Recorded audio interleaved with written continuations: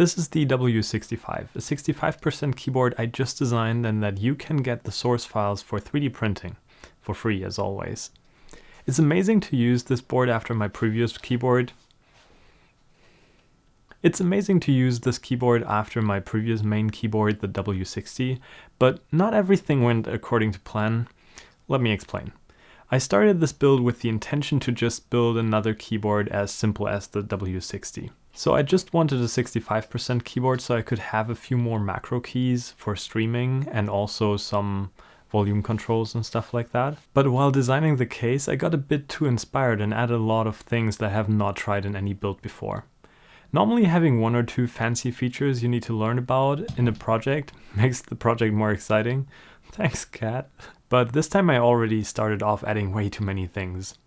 First off, I added an additional edge on the side of the keyboard to make it easier to lift. Then a built-in USB-C adapter so I can use a Pro microcontroller with the USB-C cables, you know, chip shortage, an LED strip in the front to make the keyboard look nice in the backdrop, arrow keys and 4 macro buttons on the side, a small plate you can change to add your own logo or interchangeable design pieces to the keyboard, and 2 rotary encoders. Designing all this was actually really fun, although at this point this could have stopped making it more complicated. The Fusion 360 source file is available in my keyboards repository on GitHub. This is also the first keyboard build that I used the Spacemouse on. And a small feedback on that, yes, it does make a huge difference, and to all the people who told me to get one if I do a lot of 3D modeling, you're right. There is one axis of movement more than what you can do with the normal keyboard shortcuts. At least the ones you remember. While being so intuitive and having all the movement and rotation things in one input instead of having the mouse and keyboard keys for that really helps. The Spacemouse is really as intuitive as people say, and it was such a joy to use for this keyboard build. Maybe I'll do a more in-depth video about that one in the future.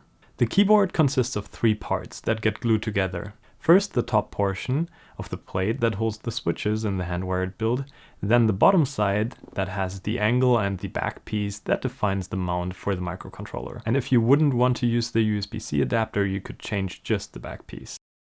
All the pieces are printed flat on the build plate with just supports on the overhang that supports the LED diffuser. This way the plate thickness is always consistent. While finishing up the case parts though, which was as simple as always, the first disaster struck.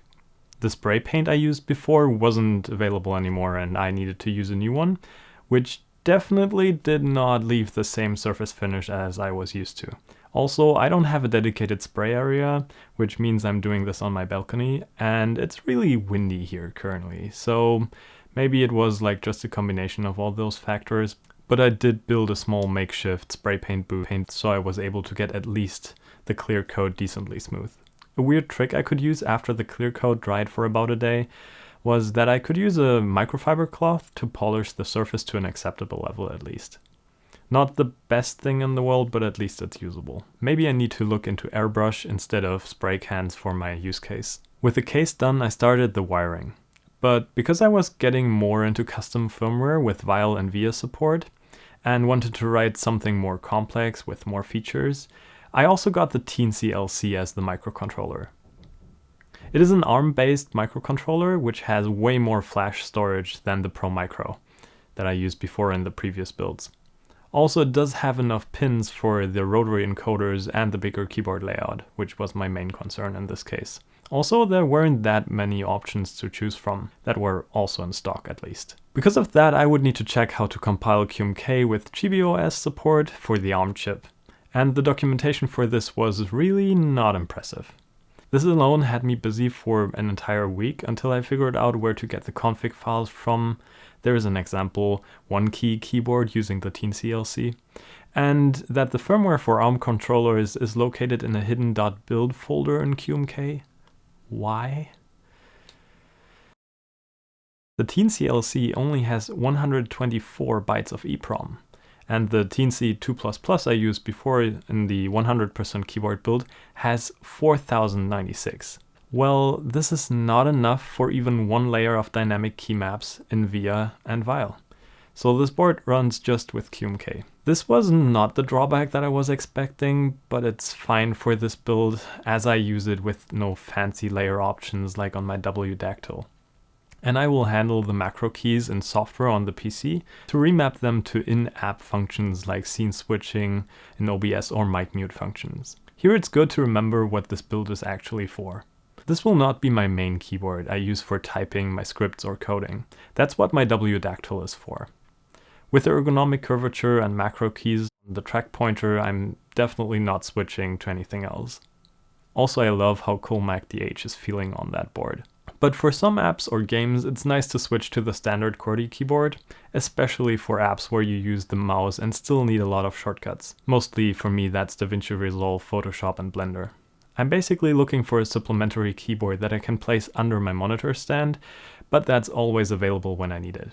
Also, I was really tempted to yet do another no solder build, but this time with a proper tool for it. I got this wire wrapping tool off Amazon. And I need to say, it's actually really nice.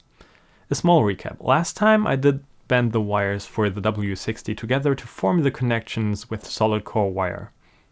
Everything was not insulated on this build, which made it extra complicated. This was a lot of effort and I needed to be extremely careful not to let any wires touch that are not supposed to. Now with the wire wrapping tool, it uses wire wrapping wire, of course, which is really thin insulated wire and can just be pushed on any fitting pin and rotated a few times to form a very solid and reliable connection. As always, I went a bit too far with this and also did the microcontroller connections without soldering. And as well the LED wires. Disclaimer, don't do this. With this thin wire, the high resistance points with like bad connections could really heat up and I don't like... It's fine for me, I haven't seen anything weird happening, but just stay safe. Now just wiring the switches together worked really well, as it was just a bit time consuming. But to make everything a bit simpler, I inserted the diodes into the LED slots on the switches to have pins to wrap the wire around. This also cleared up a lot of space, but became a real problem when I noticed that I had over 12 dead switches on this keyboard. So replacing one switch requires me to redo 5 wires. I still don't know what caused the problem here, but putting the switches and making sure the copper plate is not inserted too deeply just fixed the problem. The problem was that the diode was blocking me from opening the switches actually, so this was way more effort than it needed to be. But I think it was worth it. Just listen to this keyboard. These are looped Gatron cap yellows on a plate-mounted hand-wired build with no bottom plate and the Echo LA Lakers PBT keycaps.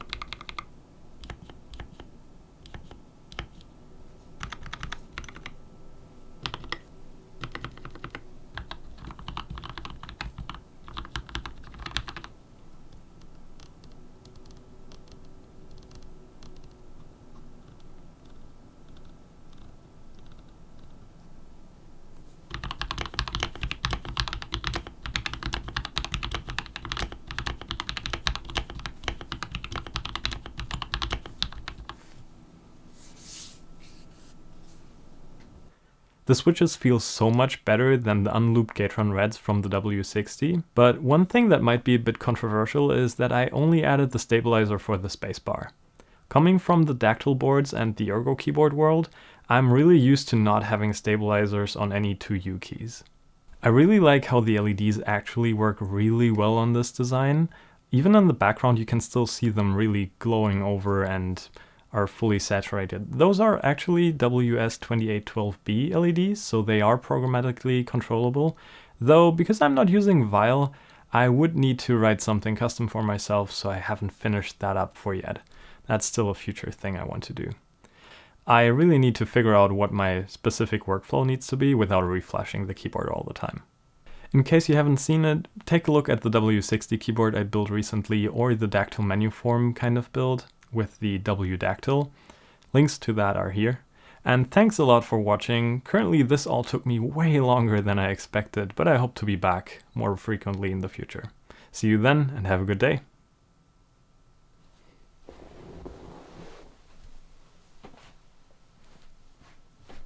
Oh, you're still in the background.